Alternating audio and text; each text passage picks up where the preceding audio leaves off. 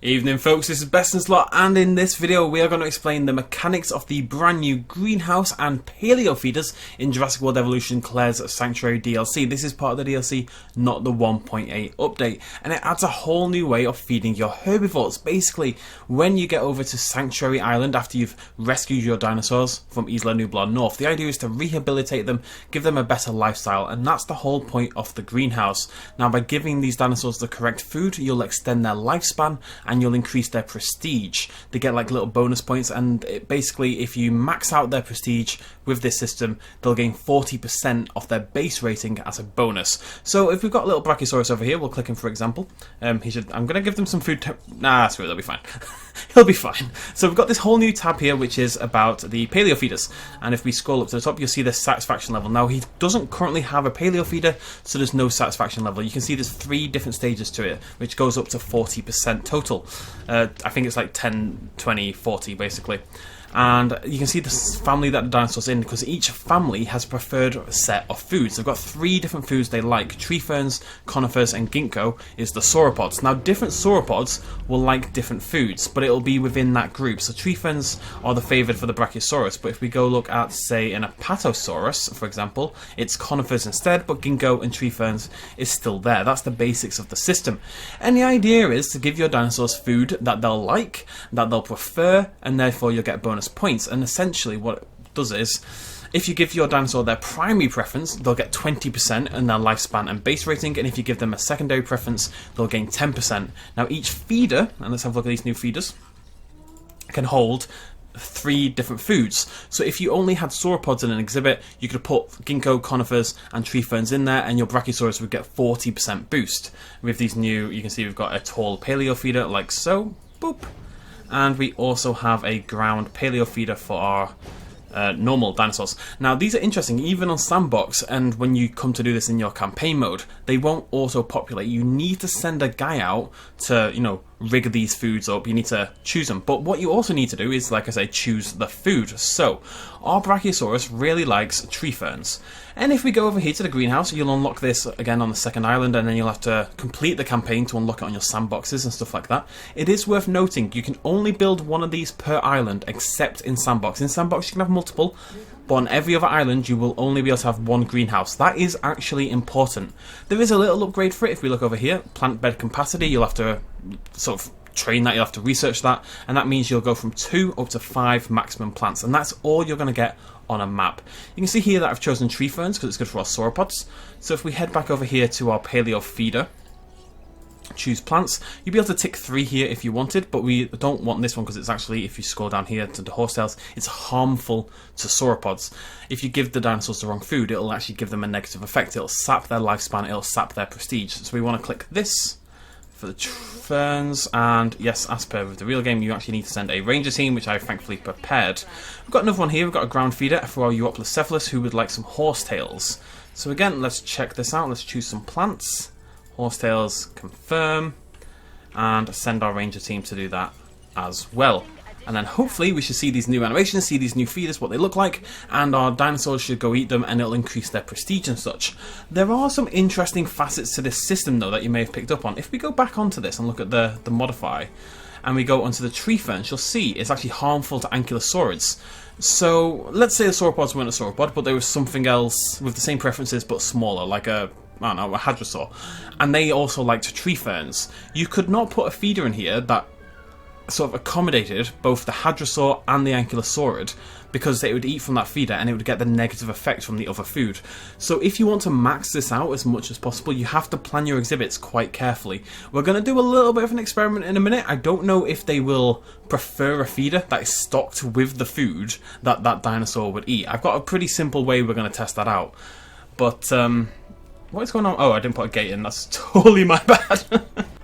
Okay, so it's off to replenish the feeder now. I've actually never seen this one, interestingly enough. I imagine it looks like the normal one though. It's on its way. There it goes. Sugar, sugar. Really beautiful, just filled with stuff.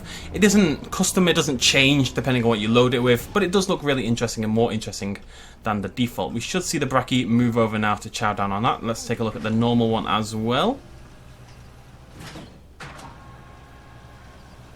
There we go, lovely stuff. Now I do want to confirm something super quickly because there were suggestions about this based on pretty much nothing, but because these are 3D models, you cannot place these plants. They don't exist in the game, they are only used in the greenhouse. You are hungry, buddy, and yet there's food next to you and you aren't touching it. That seems like a bad choice. Hopefully one of them will eat soon and I can show you the positive effects. But you can see how that makes for an interesting system. So not only are you limited, you can't give every dinosaur its preferred food. What you could do is pick 5 foods that, to cover all the types. So if we go into the planting bed here, you can see we can grow mosses, ginkgo, palms, conifers, cycads, tree ferns. Is it cycads? Cycads, isn't it? Bloody every time. Horsetails, grasses, rotten wood, and pawpaw. So we've got 10 different options. I will show you the research screen in a second because that will be throwing some people that there's only 10. So if you want an Ankylosaurus / Stegosaurus exhibit, pawpaw, mosses, and what else would you put in there? Could go for the point is it's a varied system. Okay, it's an interesting system. You could go for the horsetails, which is great for the Ankylosauridae, but it's bad for the Stegosauridae. So if you put that in, you'd be removing a little bit of that positive effect you got from the other two for your Stegosaurids. If you instead went for the cycads, you can see that it's good for the Stegosauridae, but it's not negative to the Ankylosaurids, so they won't be getting benefit from it, but at least you won't be tanking their rating. So if you had that mixed exhibit, this would be the combo to go with. Because you only have 5 slots and you really are maxed at 5 slots, there is only so much you can do with it. I do think that's by design, otherwise you just, you'd put all your Hadrosaurs together, you put all your Ankylosaurs together. This way you do kind of want to mix and match and pick the 5 optimal plants to make the best possible exhibit, or at least to serve your dinosaurs the best. I really think it's a great system, plus the feeders are cool. And the base rating actually turned in, I used it on the challenge mode. I did a Sanctuary challenge mode just earlier today, and I ended up using this just to push my rating over the top. I don't think it was actually worth it, but that's what I did. Now, if we click on our Brecci, go over here, you actually get 30% already just from eating those tree ferns, not 20 like I thought. And you can push that even further if you chucked in some conifers or ginkgo. So I think you only need 2 plants to max out their rating, basically. So that does give you a little bit of room to play around a little bit more. Now, what I want to check is this. So we've got a ground paleo feeder here. Our Euoplocephalus should be, 30% as well, because he ate his horsetails. Now, if we click the Euoplocephalus, you'll see he does not like tree ferns. It is a negative for him. What we're going to do, we're going to put a paleo feeder in front of this one, right? I'm just going to kill the water as well, just so he's not tempted to go there. I want him to come out and eat, basically, okay? And what we're going to do in here is we're going to put in the tree ferns, okay? Nothing else, we're just going to put in the tree ferns. If the Euoplocephalus chose to eat from this, he would suffer. He would lose prestige, he would lose life, length, blah, blah, blah, blah. It would be a bad idea. Now, we have a Euoplocephalus ready to go in this hatchery right here. Will he pick the closer hatchery with the food that's bad for him, or will he pick the closer feeder, I should say, or will he pick the one that's further away with the correct food? I don't know. I haven't tried this out. I'm very interested. I don't know how this would be useful information, but I can see how it would be maybe to someone possibly out there someday. So, Euoplocephalus, let's watch him birth himself. Sounds uncomfortable, really.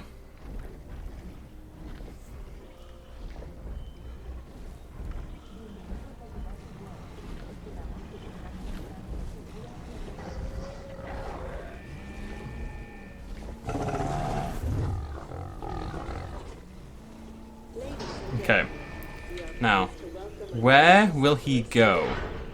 This isn't the most scientific experiment I've ever done, but I am curious. Don't go talk to your friend. This isn't the time to socialise. I see you considering it, buddy. He's like, this guy's like, don't eat this. There's horsetails over here, friend.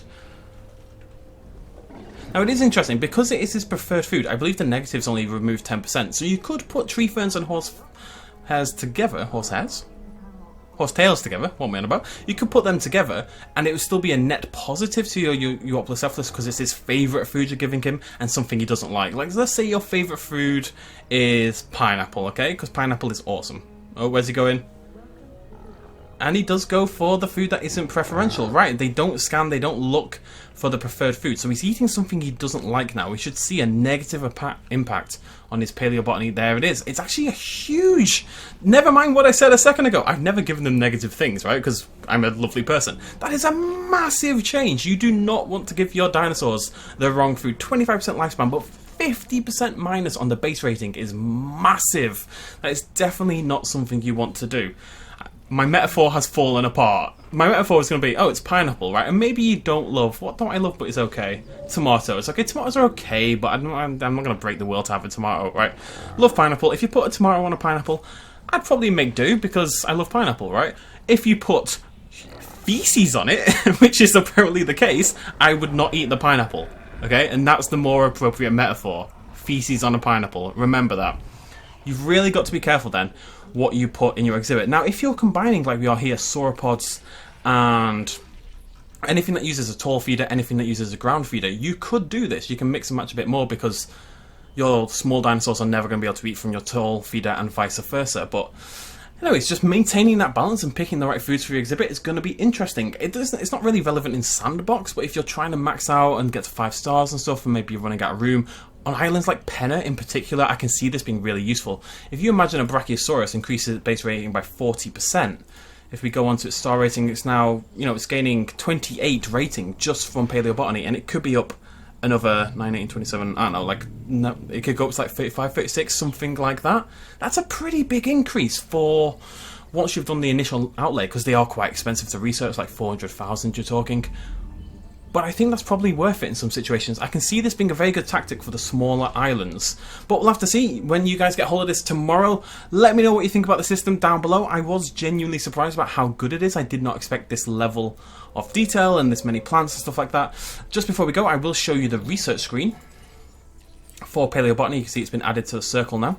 And we've got the pawpaw, the horsetails, the conifers, the cycads. Cycads? I've already forgotten. Bottomwood, grasses, tall paleofeeder, ground paleofeeder, mosses, ginkgo, the greenhouse itself, and the plant bed upgrades. Those are all the things that we saw the other day and people were kind of debating a little bit on what they all meant.